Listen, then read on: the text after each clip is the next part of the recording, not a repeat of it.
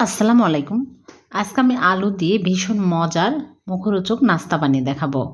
এখানে ১ম এ ২ টা আলু নিয়েছি, খোসা ছাড়িয়ে নিচ্ছি। তারপরে আমি এইরকম করে পাতলা, পাতলা করে কেটে নিচ্ছি। তারপরে লবণ দিয়ে ভিজিয়ে রাখবো ১০ মিনিট।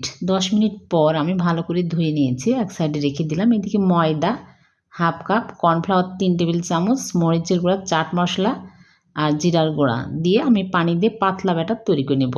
লবণ দিয়েছি। তারপরে আমি আলুর পিসগুলো এইরকম করে একটা কাঠিতে গেঁথে নেব। কয়েকটা কাঠিতে আমি এইরকম করে সবগুলো গেঁথে নিয়েছি। এখন আমি একটা করে কাঠি নিয়ে এইরকম করে ব্যাটারের মধ্যে চুবিয়ে নিচ্ছি। তারপরে গরম তেলের মধ্যে দিয়ে উল্টিয়ে পাল্টে ভেজে নেব। একটু সময় নিয়ে ভালো করে ভেজে নিতে হবে।